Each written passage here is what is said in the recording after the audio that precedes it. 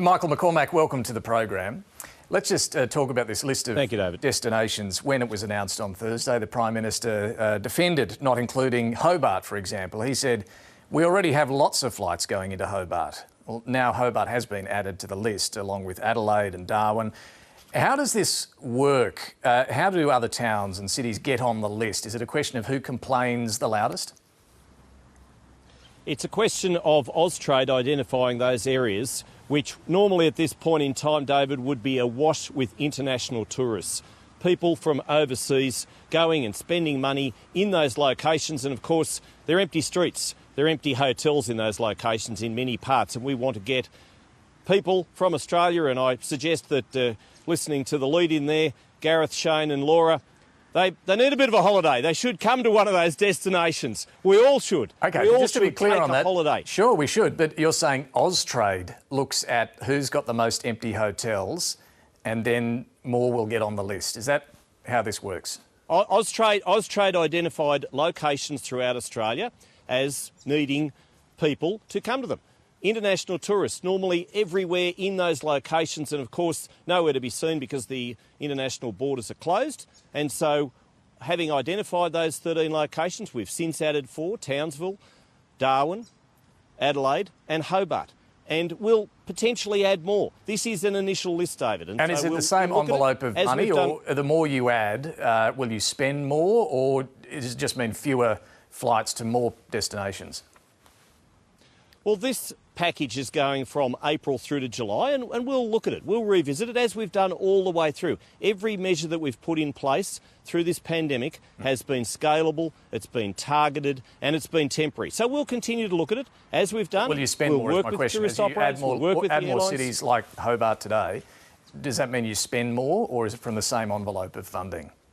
Well, potentially, and as I say, we've increased our spend all the way through. And this is obviously an extension also to the other airline support that we've put in place, David, the regional airline network support, the domestic aviation network support. We've extended that twice. I've extended it twice to make sure that those destinations get airlines and obviously get personal protection equipment, get face masks, get respiratory devices, and most importantly, get frontline medical personnel. But on this policy, so that's the RANZ and RANZ and DANS and so on. We heard that earlier. Some of your own MPs, though, are still, in their words, livid that regional Australia's missed out on this particular policy. Pat Conahan says the scheme doesn't provide anything for regional and rural residents, and Webster says it's quite distressing that so little effort has been put into regional areas. Other Nats that I've spoken to point out there's no discounted flights from regional Australia to any of these locations. If you're in where you are, Wagga Wagga, for example, you've got to get yourself to Sydney if you want to access one of these discounted flights. Have you ignored your own people here? What we've done is we've made sure that those areas which don't have the international tourists, as they normally would at this time of year, they don't have international tourists. We want to get those people from Australia to those locations to spend money in hotels, to spend money on tourist boat operators, because every dollar spent on an airline ticket is worth $10 at the destination. Sure, but their concern is this is great if you're in Sydney or Melbourne. What if you're in Wagga Wagga? How does this help you? Well, indeed, and people from Wagga Wagga often jump in a car and drive to a location. People in Wagga Wagga can You've got to drive to Sydney. How far is that? And I tell you what, the public are delighted with this, and I appreciate that your some MPs on your show... aren't, sorry, Minister, but your MPs aren't. I just quoted some of them. Well, they're also, many MPs are positive, and to a degree, all the Nats see that there are aspects of this which are very, very good. And we will revisit it, as we've done all the way through. Targeted, temporary, scalable, making sure that we provide this benefit. The airlines need it. They need to keep their workers, making sure that they've still got a job, because planes in the air means jobs on the ground. That's what we've done all the way through. This whole package is $1.2 billion. How much of it is actually going to these discounted flights? Well, it's demand-driven, David, and so what we'll do is we'll spend the money that's needed. Sorry, I'm pretty sure the policy says there are 800,000 flights. It's capped, isn't it? Yep. And of course, it's based on the price of an airline ticket which was back in February. So ACCC will monitor the situation so that it's not gamed. But I have to say, Alan Joyce and Jane Herdlicker from Qantas and Virgin, they're very pleased, and the public are also very pleased by the traffic that's going through the website. Is it demand-driven? Well, it's demand-driven, of course. Or capped? Well, it is demand-driven because, of course, it's obviously going to be capped at the higher end, but of course it is demand-driven, and the more people who take it up, then we'll revisit it. It's from April through to July, and we urge and encourage Australians to take a holiday on us. That cap of 800,000, that no longer applies?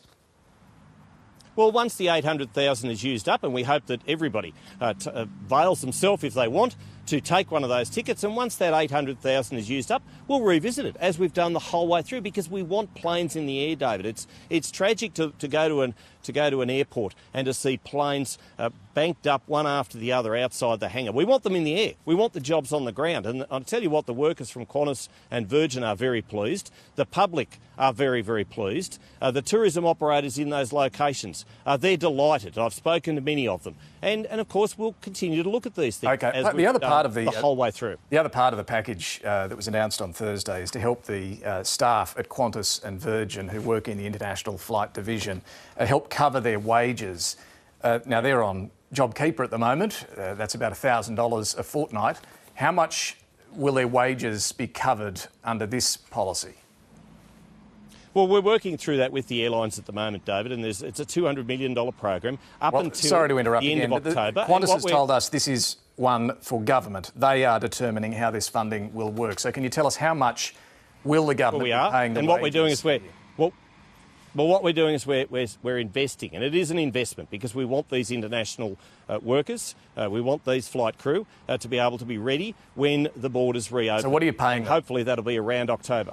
Well, what we're paying is the airlines. It's a $200 million package. We're working through that with the airlines, but what we're doing is we're upskilling them. We're making sure that they've got their training retention happening, and we're also making sure that the planes are going to be ready. You can't just roll a plane out of a hangar and stick it back on an international route. So what we're doing is we're making sure that this package, which extends right through to the end of October, is there so that when the borders reopen, international borders reopen, we've got very much planes in the air. We've got air crew sufficient and trained and upskilled, ready to go. But and you can't tell us how much you'll pay. We're working. You can't tell us how much of their wages. It's a $200 million It's a $200 million package. I know, so we're working I'm just through asking what that means for the workers. The what does that mean for the workers? How much will they get? Well, what it means is that they'll still have a job. What it means is they'll still be connected to either Virgin or Qantas. And what it means is that when we get those international borders reopened, they'll have the flight hours up, they'll have the training up, they'll have the skills up,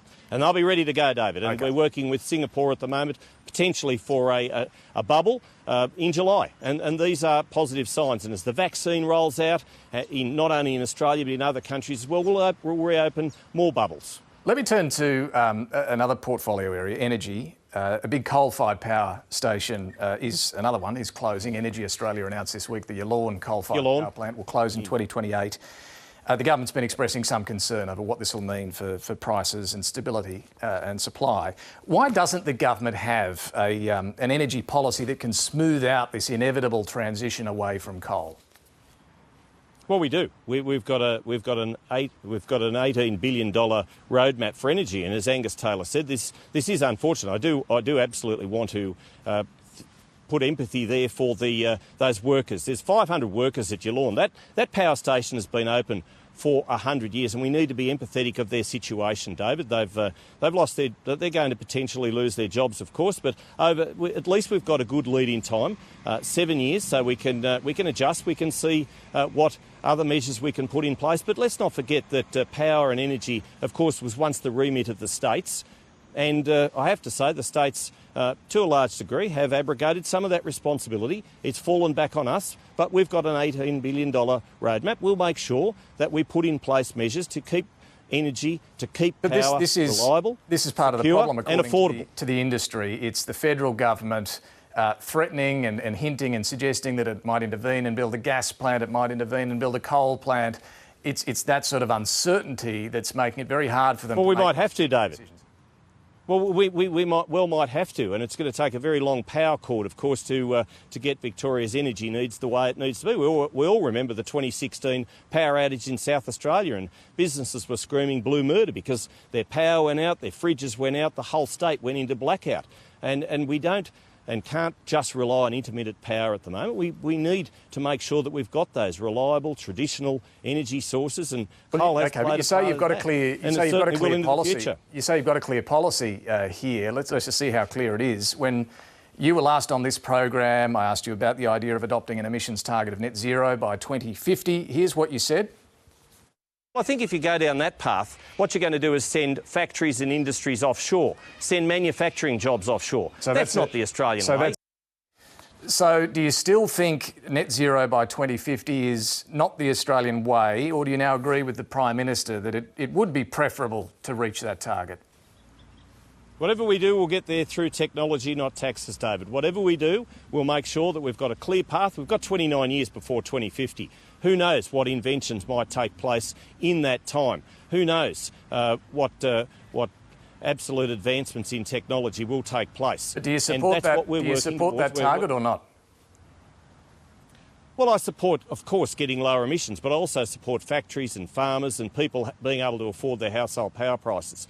And I support agriculture being a big part of any 2050 target. We're actually meeting and beating our Paris commitments. We're actually well on track to meet and beat what we said we'd do by 2030, and we're doing it through technology. We're doing it through farmers with soil sequestration and those sorts of things. So did you just say that you would, and that's put big taxes on everybody. Did you just say you would support agriculture being a part of any target? Well, so long as agriculture isn't impacted on the other way with cattle with their methane gases and farmers having to pay a slug on actually having stock, and so long as we don't lose jobs in regional Australia, of course we want lower emissions, and of course we're working towards meeting our international obligations in every which way. So no exemption for agriculture? Well, I don't want agriculture unfairly impacted, but what I want to see is agriculture part of the solution. On the Christian Porter matter, James Hook, a former boyfriend of the woman who accused Christian Porter of raping her, says he had relevant discussions with her back in 1988 and then with Christian Porter in the years that followed. Given the gravity of this allegation, shouldn't his testimony be heard? If police deem it's desirable to do that. This of course, Christian Porter, like anyone, is obviously subject to the rule of law, and the police have closed the case, David. This is a very tragic situation, of course it is, and of course the family and others, family and friends of the young woman, must obviously be devastated. But by the same token, the rule of law applies, and the rule of law applies to Christian Porter like anybody else, and everybody is subjected to the rule of law. Given police have closed the case. Given police have closed the case, as you say, surely at the very least the government needs to take some legal advice from its legal advisor, the Solicitor General, on this, on whether this testimony needs to be heard, whether the Attorney General should continue as the nation's chief law officer. Well, of course he should. He's in Cabinet and he does hold that position of Attorney General. But if the police have closed the case, the Prime Minister and we're not the arbiters of law. The politicians aren't the arbiters of law. That's the police. That's the job of the police. Why did the Prime Minister feel the need to talk to Christian Porter himself about this and indeed his own department about this? If he's not the police, he's not the rule of law. Why did he need to conduct his own... Well, of course, he's going to ask questions, but at the end of the day, any judicial process must be conducted in the proper process, and that's done by the police. Thousands of women are going to march tomorrow, including outside Parliament House. Will you step outside the building and speak to them? No, I've already got commitments that I will meet, and I believe if you make commitments, then you should stick to those. But I appreciate that this is an important issue, and I understand, it's part of a democracy that people have their right to march and protest, and of course any submission or thing that they want to take forward. I know that Marise Payne, who is the Minister for the Status of Women, she has said that she will take those submissions. She's apparently not going to step outside the building either. Are you seriously saying you won't have 10 minutes to go and listen to the women who are coming to Canberra? No, I've got meetings all day, but look, at the end of the day, we want Parliament to be a place which is a fit and proper workplace, and I know that indeed in my office I've said that to my staff. I've made sure that they know all the proper processes and protocols, and if there are issues that people feel that they are not being supported in, and there are issues that indeed are very grave, then they should be dealt with by the proper authorities. So the department in the cases of harassment, and indeed the police if the matters are more serious than that. Final one, the West Australian election result. A pretty extraordinary outcome there. The Liberals wiped out. They'll have about 2 seats. The Nationals look like they'll have more than that. They'll hold the official opposition leader's title. Does this latest state Labor victory make you nervous at all? Well, as Anthony Green said, there are state and there are federal legislatures, and obviously the jurisdictions are different, and people understand the difference between state and federal. Look, of course, we'll look at the result and we'll, make sure that we understand the implications of that result. I've already messaged Mark McGowan and congratulated him and said I look forward to continuing to working with his government to build the infrastructure that West Australian people want, need, expect and deserve. And also look forward to working with Mia Davies. She's been absolutely brilliant, making sure the interests of regional West Australians have been represented, and she will continue to do that, whether she's opposition leader, but she'll certainly be in the parliament, and I know what a great job she'll continue to do. All right, Deputy Prime Minister Michael McCormack, thanks for joining us. Always a pleasure, David, from Wagga Wagga. All right.